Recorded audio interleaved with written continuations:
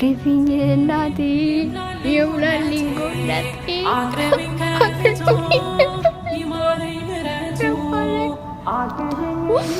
ደግፊኝ እናቴ ይሙላልኝ ጎናቴ አቅርቢኝ ከፊቱ ይማረኝ ምሕረቱ እኔ ኃጢአተኛ ነኝ።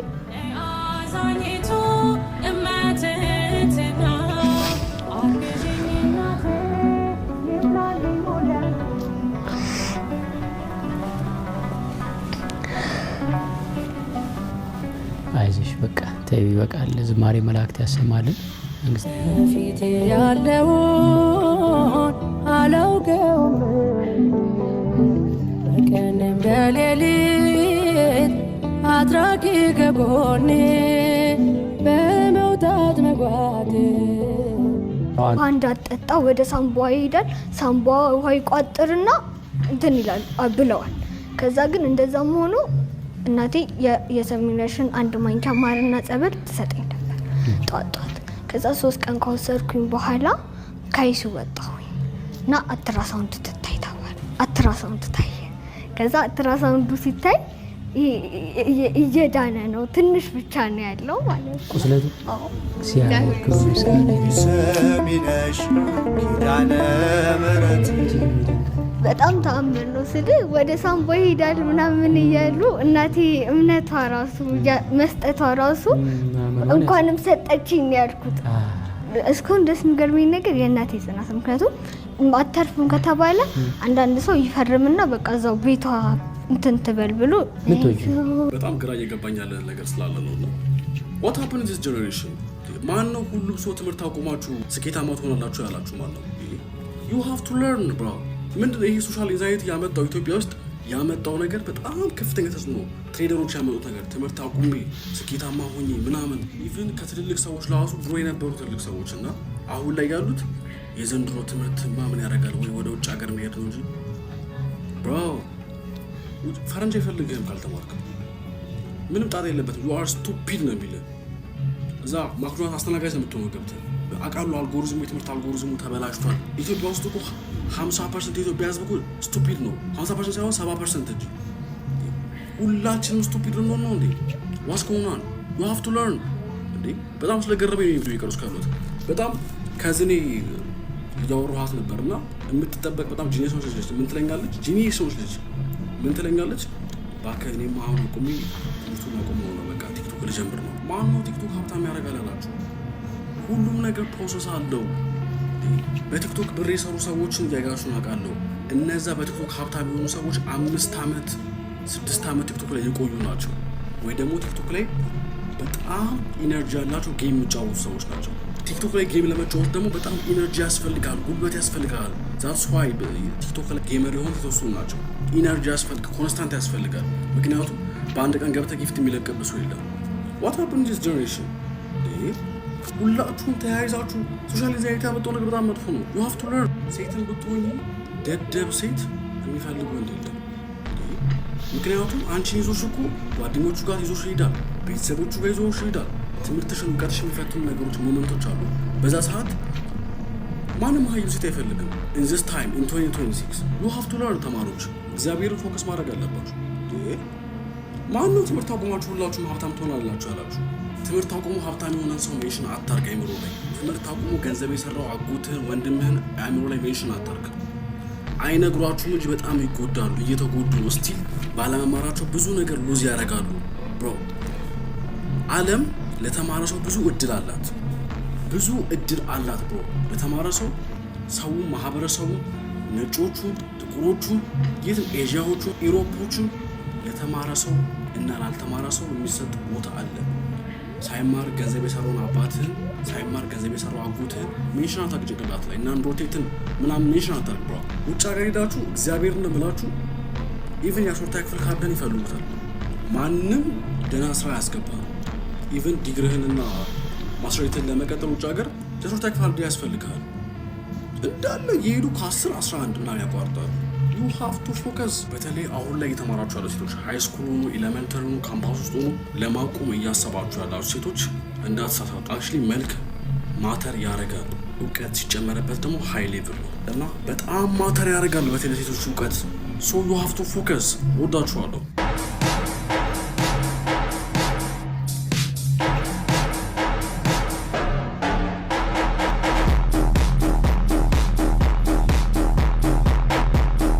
ኢትዮጵያ ሀገር ሰላም ነው ብዬ ባለሁበት በሰላም ከላይብረሪ ወደ ቤት ስትሄድ አፈጥጣት ይኸው አሁን በሞትና በሕይወት መካከል ነች። እንደምን አለ? ሰላም ነው? ደህና እግዚአብሔር ይመስገን። ልጅ ምን ሆናብህ ነው? ልጅ የዛሬ 1 ወር ከ15 ቀን ከላይብረሪ 1 ሰዓት ወደ ቤት ስትሄድ ዘራፊዎች እዚህ ታቦር የሚባል አካባቢ ተራራው አቅጣጫ ከላይኛው አስፋልት ቢያንስ 4 ሜትር የሚሆን ከዛኛው አስፋልት ሞባይሏን ቀምቶ የታችኛው አስፋልት በጭንቅላቷ ነው ያፈጠፈጧትና 2 ጊዜ ጭንቅላቷ ኦፕሬሽን ሆኖ አሁን እንደምታዩት በሞትና በሕይወት መካከል ነች። እቺው ዲግሪ ያላት ኢንጂነሪንግ ዲግሪ ያላት ሲኦሲ ሁሉን አልፋለች። ማስተርስ 900 ተማሪ አዋሳ ዩኒቨርሲቲ ሲወዳደር ጠቅላላ ሕክምና ከ900 ተማሪ ተወዳድራ 20 ተማሪ ሲያልፍ አንዷ ሆና ያለፈች ልጅ። እንግዲህ ሌላው ቀርቶ እንኳን ሳጥን መገዝቼው እንኳን ይዤ የሚሄድበት ትራንስፖርት እንኳን ብትሞቱ እንኳን ይዤ የሚሄድበት እንኳን የለኝም። ሌላው ቀርቶ ሕክምና አውቅ ይቅርና ብትሞቱ እንኳን በምን ይዤ ነገር እንደሚገባ ምንም የለኝም። ይሄው ራቁቴን ይሄው እንደዚሁ ነኝ። እኔ 2000 ብር ደሞዝተኛ ነኝ። ጡረታ ወታደር ነኝ። እንግዲህ እዛ ሐይቅ ውስጥ ገብቼ እገላገላለሁ ብዬ ነበር። ይህን መጨረሻውን ከማየት በፊት እኔ ቢሞት ይሻላል ብዬ ነበር። ሰዎች ናቸው መለች። እንግዲህ እችን የመሰለች 25 ሙሉ አመት ልጄን በወታደር እንትን አሳድጌ አስተምሬ እዚህ አድርሼ አሁን ለተሻለ ነገር እንግዲህ ዶክተር ይሆናለሁ ስትል ትሆኛለሽ እያልኳት እዚህ አድርሼ እንዲህ የሆነችውና ከሀገር ውጭ የምኖረው የኢየሱስ ወታደሮች ማህበር እንዲህ ለተቸገሩ ሰዎች አደርስልን ብሎ የላኩት መልእክት ነው። በልጅ ለሕክምና መድኃኒት መግዣ እንደሆነልህ ነው። ይሄንን ገንዘብ ትይዛለህ። ይሄኛውንም ያዘውና ተስፋ በተቆረጠው ነገር ላይ ፈጣሪ መሀል ላይ መድረስ ልማዱ ነውና ለልጅ ደግሞ ፈጣሪ ሰላሙን ጤንነቱን መልሶ ይስጣት። እኔ አባት በጣም ነው የምወደው። ሰላሙን ልጅ እግዚአብሔር ይባርክ። እሺ እኔ አባት መልካም አሜን። ስውሯ ማርያም ያረገችውን እስቲ ለኔ ዝርዝር አድርጌ ልንገራችሁ። ቪዲዮ ትንሽ ረዘም ስለሚል ያው ሼር ኮፒ ሊንክ እያደረጋችሁ እስቲ ተከታተሉ። ያው ስውሯ ማርያምን ያወቅኳት ቲክቶክ ላይ ነው መጀመሪያ የዛሬ 2 ዓመት ከምናምን አያታለሁና በቃ በህልሜ ምናምን ማየት ጀመርኩ። ሂድ ይለኛል ወደዛ። እናቴ በቃ ደወልኩኝ። ከዛ ስልክ ቁጥር ወሰድኩና ደወልኩ። ከየት ነው መሄጃ ምናምን ስል ከእስጢፋኖስ ጋር አንድ ደግሞ ከጣፉ በሚቀርብ በኩል መጣ። ትኬት 500 ብር ነው ደርሶ መልስ ምናምን አሉ። እዛ ልሄድ አልኩና ያው የሰማዕቷ ጋር ያው ዝክር አለንና እዚህ በረከት ስራ ስላለ እዛ ደርሰን እንምጣ በ6 እና እሄዳለሁ ምናምን ብለን 1 ሳምንት አራዘምኩት ማለት ነው። ከዛ በ6 ሰማዕቷ ጋር ሄድኩኝ። ከዛ ልሄድ ነበር እዛ ምናምን በ9 የሆነ የቆየ ፋይል ነበረብኝና የሆነ ነገር አፕን አድርጎ ተያዝኩ፣ ታሰርኩኝ ማለት ነው። እና ስውሯ ማርያም ለካ በቃ ናና የምትለኝ ልሰውረኝ ነበር። ከዛ ሁሉ ነገር ልደብቀኝ ልሸሽገኝ ነበር። ማርያምን ተያዝኩኝ። በሌለውበት የተፈረደብኝ ፍርድ ነው። ገባሁ። ገና ጣቢያ እንዳለው እናቴ በቃ ለበጎ ነው ፍርድን ጨርሼ ስወጣ የወጣው ቀን አንቺ ጋር ነው የምሄደው አልኳት። ከዛ ያው በጊዜ የማይፈተው ነገር የለም። ያው የፍርድ ጊዜን ጨርሼ ወጣው። ያው የሰው ልጅ ቃል ይገባል፣ በቃሉ አይገኝም። እመቤታችን ግን ቃሏን የምትጠብቅ እናት ናትና ያው እኔም ፍርድን ጨርሼ ወጣውና ምናምን ነገር ያን ቃሌን ረስቼ ድጋሚ ሆይታ ጀመርኩ ምናምን ነገር። የወጣው ቀን አንቺ ጋር ነው የምሄደው ነው የምላት ሁሌ። ከዛም በኋላ ያራዳ ልጆች እንደዛ ሆነ ምናምን ነገር ድጋሚ በሆነ ነገር ድጋሚ ተያዝኩ እና ኮሚሽን ገባሁ።